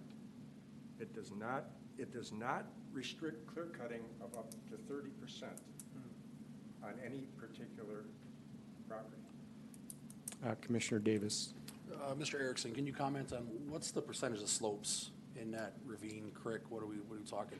And that's the first question. Second question, what's the elevation difference between the, we'll say, bottom of creek or creek bed in comparison to the top?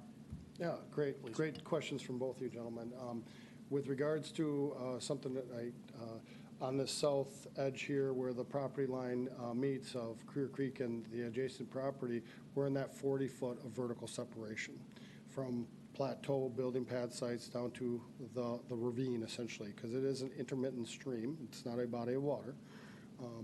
And then as we move and migrate in a northeasterly direction, we're in that 65 spectrum.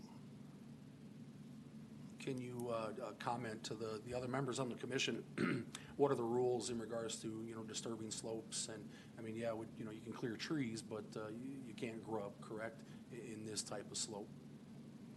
Or am I wrong on this? Is that not a no-touch zone, to dummy it down? That's a great question. I'm not trying to dumb it down or stumble here.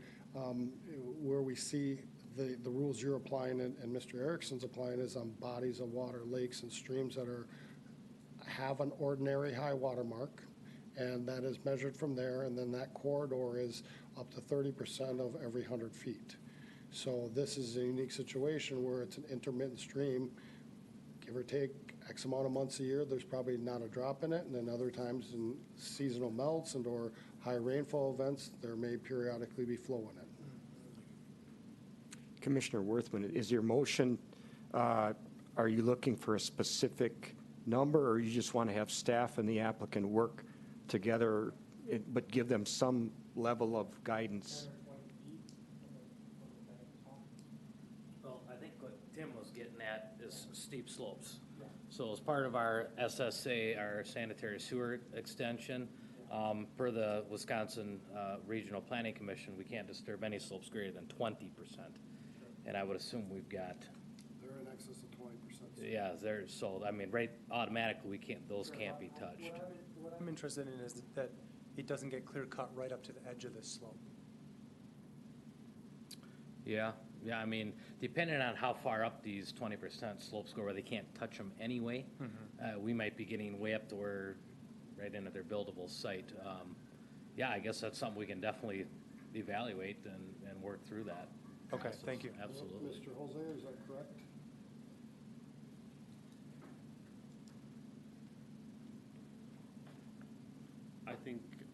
I think we'd be open to what you're suggesting. I think from our standpoint, we'll want to just make sure that we're not severely limiting the building footprint on any particular lot. Without reviewing that, I don't want to answer yes or no, we absolutely can do that. There's probably a couple of lots where we can incorporate a 10 or 15-foot buffer at the top of that slope that might not be detrimental. Again, I'm not the only decision maker. I have 3 other business partners I have to be considerate of as well. There's a couple of lots that look like they might be narrower building footprint areas, and maybe we need to be sure that that's okay, and that we don't feel like we're limiting the building footprint. But we'd certainly be open to the discussion and looking at it more seriously. So I'm just looking, Commissioner Worthman, whether you wanted to clarify your motion with anything else. You just said a buffer, so I. Yeah, I think the conversation. Do you feel like, Mr. Petrie, do you feel like you understand the request? Okay, thank you. Okay, so we had a motion and a second on that, on a buffer, and it sounds like staff and the applicant will work. Commissioner Holzman. Yeah, well, one more thing on that plateau at the top is I've seen sites where what we want to stay away from is we don't want them disturbing the soil up to the top, because if they destabilize the top of that slope, you could create a gully in one rain event and lose the whole site. And we do not want that to happen. So having a buffer like that at the top is probably really good safety margin for those property owners. Thank you. Any further comments here? Yeah, before we Yes. vote, Chair Yes. Helgeson, Yes. if I could, I want to acknowledge some of the comments this evening about the pace of the work that we're trying to do on the Century Code. And I share the frustration of some of the folks who have come tonight and said, why don't you have, for example, a tree protection ordinance in place already? And I guess, I think my feeling is that I would have liked to have seen it a year, even 2 years ago, if possible. But the fact of the matter is upgrading our zoning code is a huge undertaking. It's been, I don't know, we've had 8 public meetings, maybe more so far around this. It's hours and hours of work from our staff. And frankly, like, it's the kind of thing you want to get right and you want to spend your time getting right. And so I share, though, the frustration of some of the folks who have come forward this evening and in prior meetings of this commission, where we've said, wouldn't it be nice if we already had our Century Code done by this point? So I acknowledge that, but also you got to do it the right way and you got to get it right. Frankly, like, having the chance for the public to have input is something that we've been very cognizant about and feel is very important. And so frankly, that takes time. So there's going to be drafts and there's going to be public review and it's going to come to the commission and it's going to go to the city council. And so that all takes time to do right. But certainly I wish our tree protection pieces were already in place along with some of the other pieces that I think are very important. Commissioner Wolfgram. Mr. Petrie, can I ask you just one more question? Sure. Can you help me understand how the cutting of trees can happen before the rezoning is approved? Absolutely. Currently, we do not have an ordinance regarding that. We do have an ordinance of talking about disturbing the ground and other things, but at this time, this property owner has only cut the trees down and logged the trees, more or less so. They haven't disturbed any soils at this time. So the stumps are still in place, and anyone can do that. You can do that at your house, my house, anyone's house at this time. Now, we're working on the ordinance, as Commissioner Worthman noted. It's been 2 years, but we're getting there now. We're about on the home stretch. So the new ordinance would be in place, but that doesn't go into effect until the council, as Mr. Worthman noted, goes into effect. Thank you.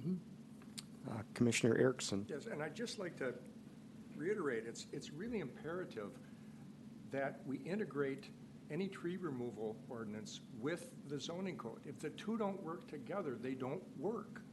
And in order to do that, we have to do it at the pace that the zoning code is going. And we have to ensure that they are integrated in a way that they work well together. And that's the reason why it's taken this long. Any other comments on the motion and amendments? So we have a motion to approve with the 3 amendments: a 6-foot gravel shoulder on the south side of Evergreen and the east side of Mishler, a playground inside the Creekside plat, and a tree buffer to be worked out between staff and the applicant. Correct. You have 3 different motions, so we need to vote on it 3 different times, unfortunately, because they were not friendly amendments. Okay, we So need to keep vote. that in mind. You may want to go with the most recent one, which was the top of bank tree preservation by Worthman and seconded by Holzman. Keep that in mind. Okay. Why can't they be accepted as friendlies? Or as condition, as added condition. They can be friendly amendments, but the original motioners were Wolfgram, and if that's all you want to do is friendly amendments, you can do it that way, Mr. Chair. Sure. I can do them all together? Yes. Okay. You're good. Yes, I did, yes. Okay, so we're gonna go to a vote here on the main motion to approve the plat and rezoning with the 3 amendments this time. I'll call the roll. Commissioner Davis. Aye. Commissioner Erickson. Aye. Commissioner Holzman. Aye. Commissioner Worthman. Aye. Commissioner Wolfgram. Aye. Commissioner Zoig. No. And Commissioner Helgeson votes aye. We have 6 ayes and 1 no. This motion passes with the amendments. We will move on to item number 6, which is a public hearing for a conditional use permit. Presenter is Mr. Petrie. Thank you. Number 6 is located on the north side near the airport. It's a conditional use permit this evening for a detached garage. The applicant is the property owner along with the builder. This area is zoned R1A. non-sewered. The lot is 1.19 acres in size. They are in the process of building the single-family home and then the detached garage. The applicant would like a shop space for working on a variety of things, storage, and also to allow for the height to match the slope of the proposed house. 18 feet is the normal peak. This applicant this evening is looking for 21 feet. Again, this is not a typical lot in the city. It's actually more like a town lot. Keep in mind, we do have lots that like this throughout the community on the north side, particularly by the airport. You can see notification map along with the aerial. They did remove some trees, talking about trees to allow for the house. But you can see that house to the north did minimum clearing, and this property owner it did as well. Now, they might need to clear a little more to allow for the garage to go in, but this area is larger lots, larger homes, but they would also like a shop. This has been similar requests the Plan Commission reviewed and approved. We always like to compare to the new ordinance. This would be permitted and it would not be in front of you this evening because of the lot size and the setback to the neighbors. To the south is owned by the airport and they have no objections. We did not even hear from them. And then to the north is a single family owner, and to the west, no concerns at this time. The only condition we have is to get a building permit prior to the start. With that, be happy to answer any questions this evening. Questions for Mr. Petrie?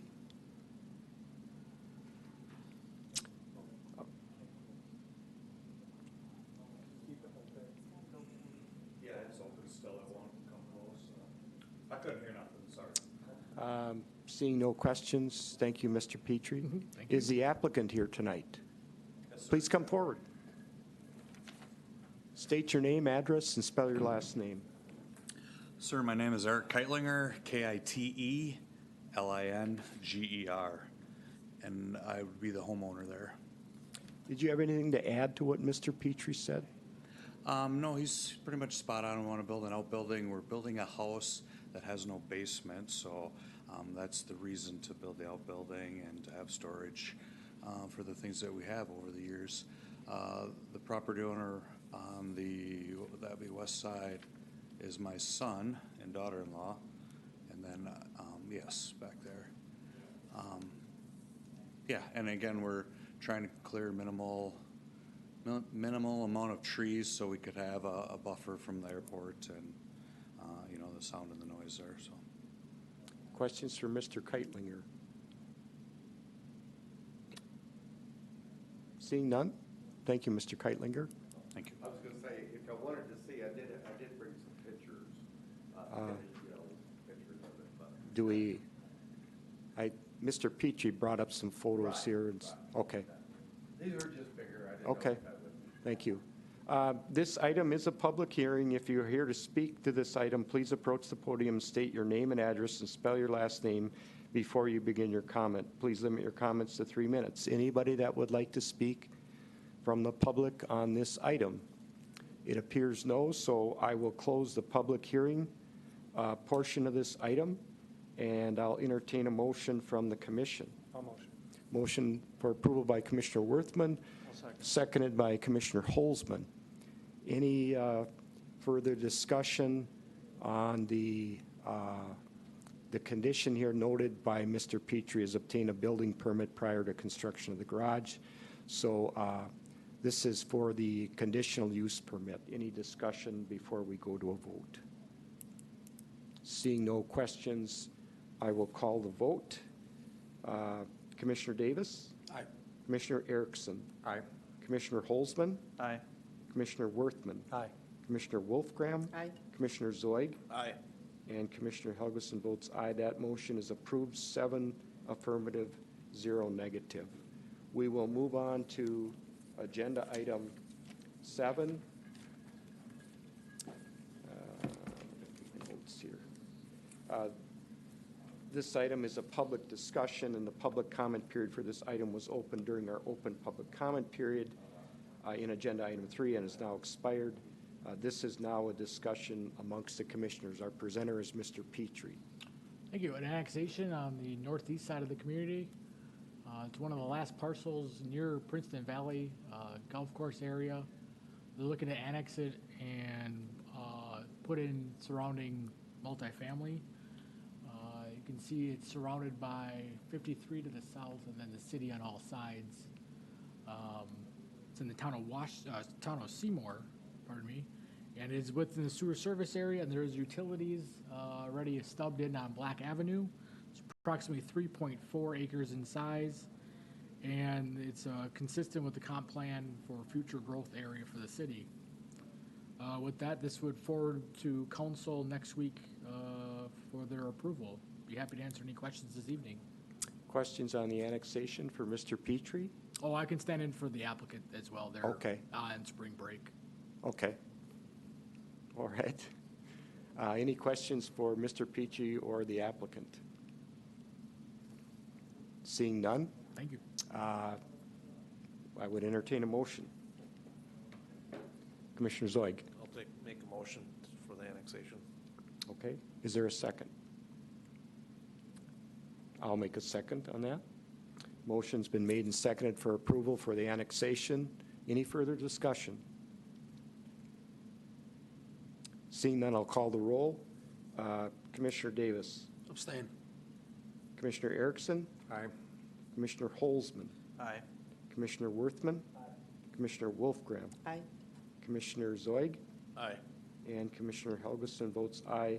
That motion passes 6 affirmative, 0 negative, with 1 abstention. We will move on to item 8. Presenter will be Mr. Petrie. Yes, the next meeting is April 14th. We did cancel March 31st. That will be Wolfgram and Felton's last meeting. Also, I will not be attending. We did have another child in the midst of the zoning code update, so I'll be taking a leave of absence. What?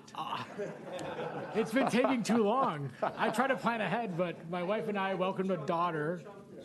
Yes. So I will have to take a leave because daycare in this community is, as any of you kids know, is crazy. So, but keep that in mind. That's all I Okay. have. Okay. Thank you, sir. We are adjourned.